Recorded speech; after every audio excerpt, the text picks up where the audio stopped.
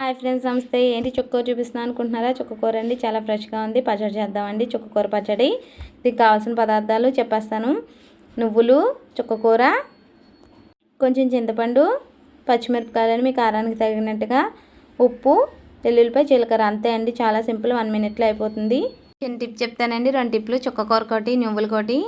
చుక్కకూర మనకి evening time clean చేసుకోవచ్చండి. ఎర్లీ మార్నింగ్ అవ్వదు కాబట్టి నేను ఈవినింగ్ టైం క్లీన్ చేసుకుని ఒక పేపర్లో చుట్టేసుకుని ఫ్రిడ్జ్లో పెట్టుకుంటాను. టిప్ నచ్చితే వాడుకోండి.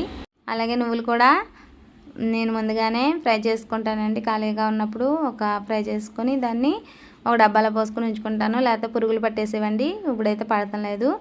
కావాలంటే అప్పుడు మనకి ఎప్పుడు కావాలంటే అప్పుడు ఆ నువ్వులు కొంచెం తీసుకుని పెట్టుకుంటే సరిపోద్దండి. ఈ టిప్ కూడా నచ్చితే మీరు వాడుకోండి.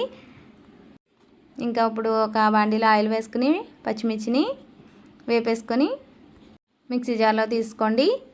వెంటనే మళ్ళీ మిగిలిన ఆయిల్లో చుక్కకూర వేసుకోండి. అందుకనే నేను నీళ్ళన్నీ వడపట్టేయాలని చెప్పేసాను. కడుక్కున్న తర్వాత దాన్ని ఒక స్టైనర్లో ఉంచుకోవాలి. దాన్ని తీసుకొచ్చి ఆయిల్లో వేసుకోండి. ఎందుకంటే చుక్కకూరలో చూసారా ఎంత వాటర్ వచ్చేసినాయో. ఇప్పుడు ఏం చేయాలంటే ఈ మిక్సీ జార్లో మిగిలిన ఈ నువ్వులు అవన్నీ వేసేసుకోవాలి. నువ్వులు, చింతపండు, వెల్లుల్లిపాయ, జీలకర్ర వేసుకొని పక్కన ఉంచుకోండి. ఇలాగా ఉప్పు కూడా వేసుకోండి. పక్కన పెట్టేసుకొని ఇప్పుడు చుక్కకూర ఎంతవరకు వచ్చిందో చూసుకోండి. చుక్కకూర అంతా మగ్గిపోయిన